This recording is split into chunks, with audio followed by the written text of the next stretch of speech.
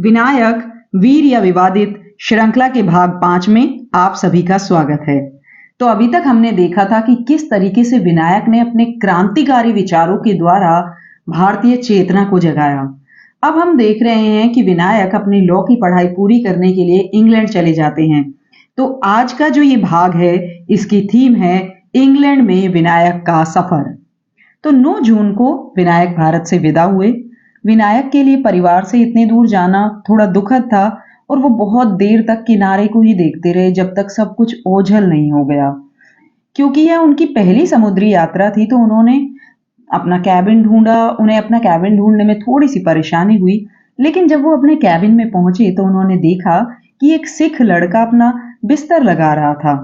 उस सिख लड़के का नाम था हरनाम सिंह, जिन्हें अपने टैलेंट के बेसिस पर स्कॉलरशिप मिली थी royal agricultural college of England में पढ़ने की।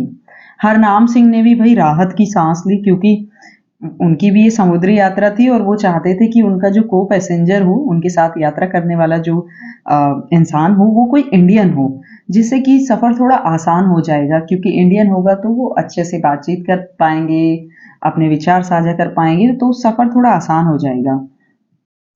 एक जो दूसरी परेशानी विनायक और बहुत सारे भारतीय पैसेंजर्स ने इस जहाज पर फेस की, वो ये थी कि ऑन बोर्ड जो खाना था वो वेजिटेरियन नहीं था। वेजिटेरियन डिशेस जो थी वो ना के बराबर थी और इस वजह से या तो उन्हें भूखा रहना पड़ता या फिर खाने के साथ कॉम्प्रोमाइज करना पड़ता।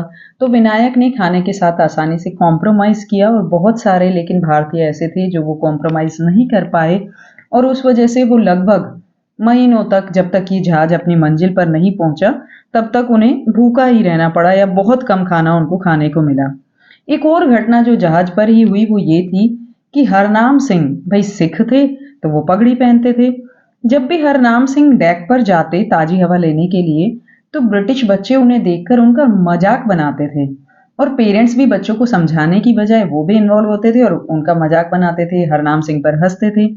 तो बाकी भारतीय जो विनायक और हरनाम सिंह के साथ ट्रेवल कर रहे थे, उनमें से एक ने कहा विनायक को कि भाई तुम समझाते क्यों नहीं हो हरनाम सिंह को, ये पगड़ी क्यों पहनता है, जैसा देश वैसा भेष, तो इसे समझना चाहिए, अपनी वेशभूषा बदलनी चाहिए। इस पर विनायक ने कहा कि मैं भी मानता हूं कि हमारे कुछ रीति रिवाज, हमारे कुछ जो परंपराएं हैं उनका कोई औचित्य नहीं है और मैं भी उनको छोड़ने के पक्ष में हूं, लेकिन अपनी संस्कृति को सिर्फ इसलिए छोड़ देना कि कुछ अज्ञानी अहंकारी यूरोप के लोग उन पर हंसते हैं, ये तो कायरता है। हमारी पगड़ी हमारी शान है और ये सिख धर्म का प्रतीक है। हम सभी पगड़ी का सपोर्ट क्यों नहीं करते हैं? ये अंग्रेज हमारा सिर्फ मजाक बनाने के लिए नहीं हंसते हैं, ये हंसते हैं हमारी इग्नोरेंस पर। ये हंसते हैं क्योंकि ये अपने आप को राजा समझते हैं और हमें प्रजा। ये दिखाना चाहते हैं कि इनकी संस्कृति हमारी सभ्यता से उत्कृष्ट है। तो हम ये देखते हैं कि जहाज में भी विनायक अपने विचारों से, जो उनके क्रांतिकारी विचार थे, उनसे बहुत सारे जो भारतीय उनके साथ ट्रेवल कर रहे थे, उनके मन में चेतना जगाने में समर्थ रहे, सफल रहे। लेकिन ये जो जहाज की जर्नी थी ना, ये उतनी आसान नहीं थी, क्योंकि यहाँ पर लोग सी सिकनेस और होम सिकनेस दोनों ही परिस्थितियों से गुजर रहे थे और इसी वजह से हरनाम सिंह की तबीयत काफी खराब हो गई। विनायक उनका ख्याल रख रहे थे। जब विनायक उनका ख्याल रख रहे थे तो हरनाम ने विनायक का हाथ पकड़कर कहा, मैं एडेन जाते ही रिटर्न टिकट बुक कराऊंगा और मैं वापस आ जाऊंगा, मैं नहीं रहना चाहता यहाँ पर, मैं घर वापस जाना चाहता हूँ। विनायक ने हरनाम को समझाया कि जीवन में बड़े उद्देश्यों की प्राप्ति के लिए इतने कष्ट तो सहने ही पड़ते हैं। विनायक ने हरनाम का उत्साह बढ़ाने के लिए उनको गुरु गोविंद सिंह की किस्से सुनाए, उनकी कहानियां सुनाई। फिर उन्होंने हरनाम सिंह से कहा, तुम्हें पता है जब ब्रिटिश शिप भारत पहले आते थे तो उन्हें आने में लगभग 6 महीने लगते थे, लेकिन उन्होंने सारी कठिनाइयों को सहा और वो डरे नहीं, क्योंकि वो भारत के शासक बनना चाहते थे, वो भारत को रूल करना चाहते थे। हम भारतीयों के पास तो एक महान उद्देश्य है, हम अपनी भारत माता को दास्ता की बेड़ियों से छुड़ाने के लिए क्या इतना नहीं सह सकते? और अंततः हम देखते हैं कि हरनाम सिंह ने ये वापस आने का जो फैसला है, तुरंत वापस आने का फैसला त्याग दिया। इसी यात्रा के दौरान विनायक ने अपने साथ ट्रेवल कर रहे बाकी जो भारतीय स्टूडेंट्स थे उनसे बातचीत की, उनकी विचारधारा को समझने की कोशिश की और उनको मैज़ीनी की बायोग्राफी दी। और जब उन्हें विश्वास हो गया कि उनकी जो विचारधारा है वो मेल खाती है या वो उनके जो विचार हैं वो भी भारत के प्रति उतने ही संवेदनशील हैं जैसे कि विनायक के, तो उन्होंने अपना प्लान रिवील किया। उन्होंने कहा कि बैरिस्टर की पढ़ाई तो बहाना है, मैं इंग्लैंड जा रहा हूँ ताकि मैं हमारी विचारधारा के और लोगों को अपने साथ जोड़ सकूं। मैं इंग्लैंड जा रहा हूँ ताकि मैं सीख सकूं कि सस्ती और प्रभावी बम कैसे बनाए जाते हैं, मैं उनकी तकनीक सीखना चाहता हूँ। मैं इंग्लैंड जा रहा हूँ ताकि मैं क्रांतिकारियों की एक इंटरनेशनल ऑर्गेनाइजेशन या एक इंटरनेशनल नेटवर्क बना सकूं और अपने देश में क्रांति ला सकूं। और हम ये देखते हैं कि इस यात्रा के दौरान ही अभिनव भारत जो सोसाइटी थी जो विनायक ने स्थापित की थी उसमें नए सदस्य ऐड होते हैं। वो अभिनव भारत सोसाइटी की शपथ लेते हैं और ये जो नए सदस्य यहाँ पर ऐड हुए ना, ये लंदन में भी विनायक की मदद करते हैं। इसी तरीके से जहाज भी अपनी मंजिल की ओर बढ़ रहा था और जहाज रेड सी होते हुए मर्सेलीज फ्रांस में पहुंचता है। मर्सेलीज का विनायक के जीवन में महत्वपूर्ण स्थान था क्योंकि विनायक के हीरो मैज़ीनी ने अपने उत्पीड़न के इस टाइम पर यहीं पर शरण ली थी। तो विनायक यहाँ से फिर पेरिस के लिए ट्रेन पकड़ते हैं और एक लंबी दूरी तय करके फाइनली 3 जुलाई 1906 में इंग्लैंड पहुंच जाते हैं। लेकिन विनायक के इंग्लैंड पहुंचने से पहले ही उनकी जो रिपोर्ट है, पूना की जो क्राइम ब्रांच है उसने विनायक की गतिविधियों के बारे में रिपोर्ट पहले ही इंग्लैंड भेज दी थी और अब डिटेक्टिव एजेंसीज जो थी उनकी विनायक पर कड़ी नजर थी।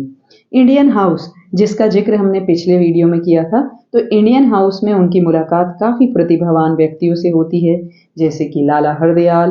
वो सभी कहीं ना कहीं स्टूडेंट्स थे और इंग्लैंड में रह रहे थे अपने अपने मकसद के लिए, जैसे कि लाला हरदयाल हो गए, मदन लाल धींगरा, भाई प्रेमानंद, मैडम भिकाजी कामा, ऐसे कई सारे जो लीडर्स हैं जो हम आगे आने वाली हिस्ट्री में पढ़ते हैं, उनसे विनायक की यहाँ पर मुलाकात होती है। लंदन आने के 1 हफ्ते के भीतर ही विनायक ने इंडियन हाउस के मैनेजर मुखर्जी से पूछा कि लाइब्रेरी में मैज़ीनी की ऑटोबायोग्राफी है। तो मुखर्जी ने कहा, हाँ देखो मैज़ीनी की ऑटोबायोग्राफी है लेकिन इसके टोटल 6 वॉल्यूम है जिसमें से अभी 3 वॉल्यूम्स ही अवेलेबल हैं। तो उन्होंने वो 3 वॉल्यूम ले लिए और 1 हफ्ते के भीतर ही विनायक ने वो तीनों वॉल्यूम पढ़ लिए। तो मुखर्जी इतने प्रभावित हुए कि बाकी के जो बचे हुए 3 वॉल्यूम थे वो भी उन्होंने कहीं से उनके लिए अरेंज कराए। ऑटोबायोग्राफी को पढ़ने के बाद, मैज़ीनी की ऑटोबायोग्राफी को पढ़ने के बाद विनायक को लगा कि उनके और मैज़ीनी के जो विचार हैं वो काफी मेल खाते हैं और कहीं ना कहीं उनको एहसास हुआ कि वो सही राह पर हैं। वो मैज़ीनी से इतना प्रभावित थे कि अब उन्होंने ये डिसीजन लिया कि वो मैज़ीनी की ऑटोबायोग्राफी को ट्रांसलेट करेंगे मराठी में। और उनका उद्देश्य जो था वो ये था कि वो मैज़ीनी के कार्यों का वर्णन करेंगे जिससे वो भारतीयों को जगा सकें, जिससे वो भारतीयों को प्रेरणा दे सकें और उनकी चेतना को जगा सकें। और इस उद्देश्य ने विनायक के अंदर ऐसी ऊर्जा का प्रवाह किया कि उन्होंने 2.5 महीने के अंदर ही जो मैज़ीनी की ऑटोबायोग्राफी थी उसको मराठी में ट्रांसलेट कर दिया। यह किताब कुछ इस तरीके से लिखी गई थी कि सरकार भी विनायक पर सेडिशन या लोगों को भड़काने का आरोप न लगा पाए, क्योंकि आपको पता ही होगा कि इस टाइम पर जो है सेंसरशिप काफी ज्यादा थी और सरकार किसी भी आर्टिकल, किसी भी किताब, न्यूज़पेपर को बोल देती थी कि ये तो सेडिशियस है, यानी ये तो भड़का रहा है, राजद्रोहात्मक है, तो उस पर प्रतिबंध लगा दिया जाता था और उसका जो भी पब्लिशर होता था, लेखक होता था, उसको जेल में डाल दिया जाता था। लेकिन ये किताब काफी चतुराई से लिखी गई थी। किताब की जो प्रस्तावना थी उसका डायरेक्टली मैज़ीनी से कोई लेना देना या संबंध नहीं था, लेकिन ऐसा लगता था कि ये कहीं ना कहीं उन्हीं की विचारधारा को बता रही है। ये किताब ना किताब के फॉर्म में कोड मैसेज था भारतीयों के लिए। अब किताब को पब्लिश कराना भी बिल्कुल आसान नहीं था। तो जो विनायक थे उन्होंने क्या किया, उन्होंने जो मैन्युस्क्रिप्ट थी यानी हस्तलिखित जो कॉपी थी वो अपने भाई बाबा राव को इंडिया में भेज दी और 1907 तक बाबा राव ने किताब की 2000 कॉपी पब्लिश कराई। अब इस किताब को पुलिस की नजर से बचाने के लिए बाबा राव ने कई सारी किताब इसी टाइम पे पब्लिश की ताकि डायरेक्टली पुलिस की नजर इस किताब पर ना जाए। फर्स्ट एडिशन जो था उसकी किताबें सारी बिक गई। तो जब सेकेंड एडिशन पब्लिश होना था और उसके एडवर्टीजमेंट पब्लिश हुए तो उस टाइम पर सरकार चौकन्नी हो गई। अब उनके पास 2 ऑप्शन थे, एक कि भाई कॉपी जो है, किताब जो है उसको जब्त कर लिया जाए और जनता को शासन के विरुद्ध भड़काने के लिए लेखक और पब्लिशर को जेल में डाल दिया जाए।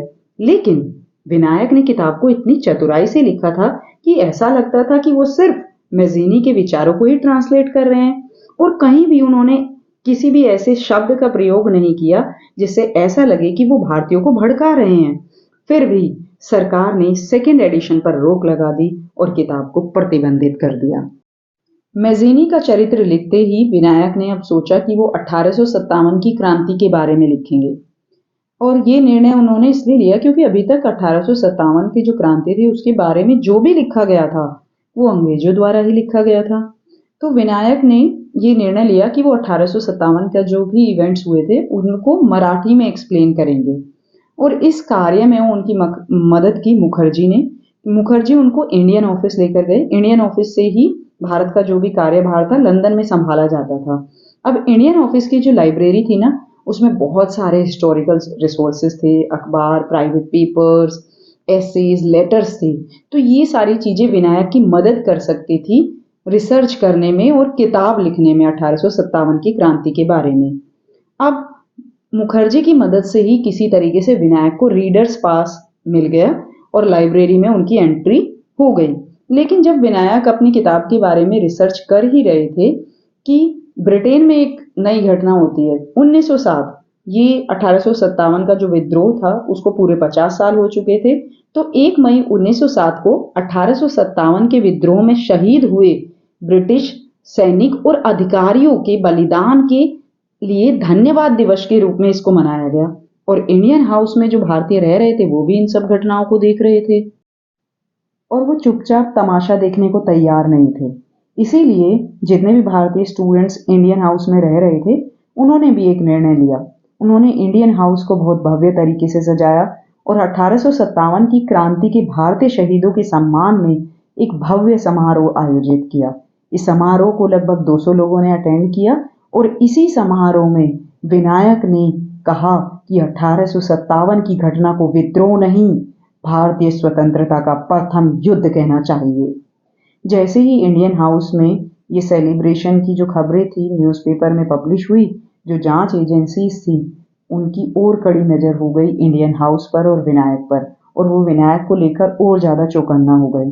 अब क्या हुआ, विनायक का जो लाइब्रेरी का रीडर्स पास था ना वो कैंसिल कर दिया गया। हालांकि इस टाइम तक विनायक ने अपनी ज्यादातर रिसर्च किताब को लेकर 1857 की क्रांति के बारे में जो वो किताब लिखना चाहते थे उसको लेकर काफी हद तक कंप्लीट कर ली थी। लेकिन आगे की जो उनकी रिसर्च थी वो उन्होंने बाकी जो इंडियन हाउस में स्टूडेंट्स रह रहे थे उनकी मदद से पूरी की। विनायक ने अपनी किताब का टाइटल रखा 1857 भारतीय स्वतंत्रता का प्रथम युद्ध। उन्होंने अपनी किताब में कहा कि हमें अभी तक बताया गया है कि जो नई बंदूकें आई जिन पर सुअर और गाय की चर्बी लगी होती थी और उनको मुंह से खोलना पड़ता था वो एक कारण था इस क्रांति का, इस विद्रोह का। विनायक ने कहा कि ये एक टेम्परेरी कोर्स था, एक टेम्परेरी कारण था और जो मेन उद्देश्य था स्वतंत्रता संग्राम का वो ये था स्वराज्य और स्वधर्म।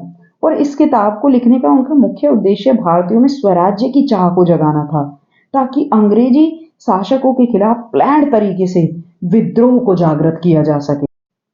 और इस किताब में उन्होंने रानी लक्ष्मीबाई, तात्या टोपे, मौलवी अहमदुल्ला, मंगल पांडे, बहादुर शाह जफर आदि का बहुत मार्मिक वर्णन किया। उन सभी के उद्देश्यों, उनके रोल्स को बहुत विस्तार से उन्होंने इस किताब में डिस्कस किया। लेकिन मैज़ीनी की बायोग्राफी की तरह ही इस किताब का भी पब्लिश होना आसान नहीं था। सरकार विनायक और इंडियन हाउस को लेकर पहले से ही काफी आशंकित थी, तो उन्होंने क्या किया था, इंडियन हाउस में अपने जासूस प्लांट कर दिए थे। और हमें ये भी देखने को मिलता है कि विनायक की जो ये हस्तलिखित कॉपी थी ना, इसके पहले के कई सारे पन्ने इंडियन हाउस से गायब भी हुए। लेकिन फिर भी इस बुक को कंप्लीट करने के बाद विनायक ने किसी तरीके से अपने अभिनव भारत के साथियों के साथ मिलकर इसे इंडिया भेज दिया अपने भाई बाबा राव के पास ताकि वो इसको पब्लिश करा सकें। लेकिन इंडिया में भी इसको पब्लिश कराना जब असंभव हो गया तो बाबा राव ने इस कॉपी को, या जो मैन्यूस्क्रिप्ट थी उसको पेरिस भेजा, फ्रांस में। लेकिन फ्रांस में भी कोई पब्लिशर इस बुक को पब्लिश करने को तैयार नहीं था। फिर उन्होंने बुक जर्मनी भेजी क्योंकि जर्मनी उस टाइम पर भारतीय भाषाओं को लर्निंग के लिए जाना जाता था। लेकिन जर्मनी और फ्रांस कोई भी ब्रिटेन को नाराज नहीं करना चाहते थे, तो वहां पर ये बुक पब्लिश नहीं हो पाई। फाइनली हॉलैंड में एक प्रिंटिंग प्रेस राजी हो जाती है किताब को पब्लिश करने के लिए। और साथ ही साथ रेवोल्यूशनरीज क्या करते हैं, वो अफवाह फैला देते हैं कि जो किताब है वो फ्रांस में पब्लिश हो रही है, ताकि ब्रिटेन की सरकार का थोड़ा सा ध्यान भटकाया जा सके। किताब पब्लिश तो हो गई, लेकिन इससे पहले ही सरकार ने भारत में किताब पर प्रतिबंध लगा दिए और ये आदेश दे दिए कि किताब को जब्त कर लिया जाए और सेल पर प्रतिबंध लगा दिया। इस पर विनायक ने कई सारे न्यूज़पेपर में आर्टिकल लिखे। उन्होंने कहा कि सरकार को जानकारी भी नहीं है कि किताब पब्लिश हुई भी है या नहीं, ये मैंने लिखी भी है या नहीं। फिर सरकार बिना किसी जानकारी के किसी भी किताब पर अंग्रेजी शासन के खिलाफ विद्रोह का ठप्पा कैसे लगा सकती है? या तो सरकार के पास किताब की एक कॉपी है, और अगर सरकार के पास किताब की कॉपी है तो वो लीगल तरीके से मुझे सरकार के खिलाफ विद्रोह भड़काने के जुर्म में गिरफ्तार करें। और यदि सरकार के पास किताब की कॉपी नहीं है तो वो कैसे ये बता सकते हैं कि ये जो किताब है वो विद्रोह पैदा करने वाली है या राजद्रोहात्मक है भी या नहीं। लेकिन फिर भी किताब के भारत में आने से पहले ही और किताब की शायद पब्लिश होने से पहले ही किताब की सेल पर या किताब पर प्रतिबंध लगा दिया गया इंडिया में। हालांकि ऐसा कोई प्रतिबंध इंग्लैंड में नहीं था, तो सीक्रेटली किताब की कई सारी कॉपियां इंग्लैंड में जगह जगह पर बेची गई और वीवीएस एंगर ने किताब का अंग्रेजी में अनुवाद किया ताकि उनको ज्यादा से ज्यादा रीडर्स तक पहुंचाया जा सके। अब क्या होता है कि बहुत ही चतुराई और सावधानी से जो रेवोल्यूशनरीज हैं किताब की कुछ कॉपियां इंडिया में भी स्मगल करते हैं, यानी चोरी से किताब को किसी भी तरीके से छुपा कर वो इंडिया भी भेजी जाती है। और हम ये देखते हैं कि आगे आने वाले 30-40 सालों तक ये किताब क्रांतिकारियों की बाइबल बन गई। फिर चाहे वो भगत सिंह हो या सुभाष चंद्र बोस, सभी को इस किताब से बहुत कुछ सीखने को मिला। वो बहुत प्रभावित थे इस किताब से और इस किताब ने उनका मार्गदर्शन किया। लेकिन सरकार भी कहाँ चुप बैठने वाली थी। अगले ही पल भारत में एक नई खबर आई जिसके बारे में हम जानेंगे अगले एपिसोड में। अगर आपको ये कहानी अच्छी लगी तो प्लीज मुझे कमेंट में लिखकर बताइए और जो भी सुधार की आवश्यकता है वो भी मुझे कमेंट में लिखकर बताइए। तब तक के लिए धन्यवाद। जय हिंद, जय भारत।